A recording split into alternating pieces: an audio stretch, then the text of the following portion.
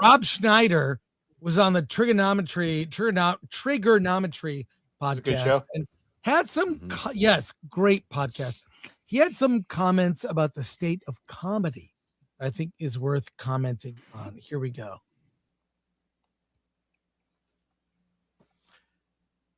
Yeah, you got to bring it on screen. Chris, I know you're enjoying it right now, but the rest of it. And people can feel it either way they want. Start that over? You might need to start it over. And I love we can't read his expression because he's frozen also. So Chris is watching a whole American different comedy show. now. We have to be careful that we've come out of that COVID tyranny. And we want to, I think which was the best part of Peter Cook, Dudley Moore was the silly, the best money part. They would just, the silly is king, as John Cleese would say. But the one-legged Tarzan. I mean, that Peter Cook and Dudley Moore sketch. It doesn't get any better than that, No. He's auditioning for the role of Tarzan. And he's got one leg. I was just like, wow. It's just, it shook everything up. So you're saying now you fear there's a lot of seriousness creeping into comedy and kind of people are, going very heavy on their opinions. I think so. And I think the audience is, I have to be careful of that too. Because I'm a conservative. Well, I'm a 90s liberal, which makes me a right-wing fascist. There we go. Now, right? There we go. God forbid we stick to those, free speech and, women's rights and things like that, crazy stuff.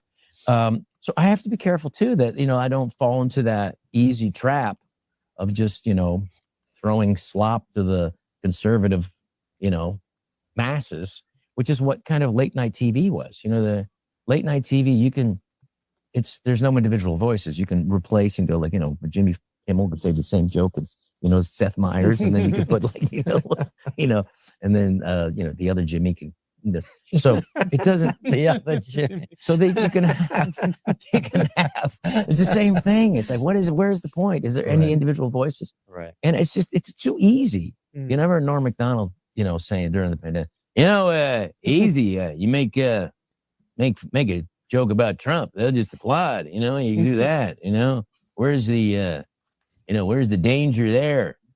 And I do think it's definitely more fun, but it is more dangerous, I mean.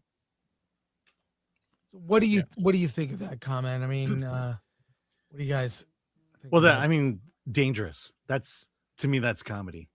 When you're putting yourself out there and you can take a swing because you told a joke. That's the kind of comedy I like. That's the kind of comedy people like. I think, I think we should start punching down again. Mm-hmm.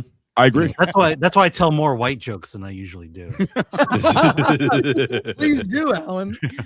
Oh my God. No, I was talking about this yesterday with Paul Chato, and we were talking about the state of comedy, and we didn't watch this clip or anything, but we were talking about how, man, comedy used to be punk rock, man, like back in the day, back in like the 70s and like early 80s, man. It was like the Wild Wild West. You had guys just, who wanted to be the best, who were competitive, and they would tell the raunchiest joke, but it was still a joke, not just them being raunchy, like, Nikki Glaser. Like there's actually like good jokes in there. And I all of that has been kind of taken away, man. Like that edge of comedy is really no longer there. I made the mistake of watching a woke comedian. I can't remember the name of the comedian, but it was a lesbian. And because I was just curious, I'm like, what do these people find funny, right? And that was painful, man. Like that it was nothing funny about it. But yeah, you had people who were forcing themselves to laugh at her jokes.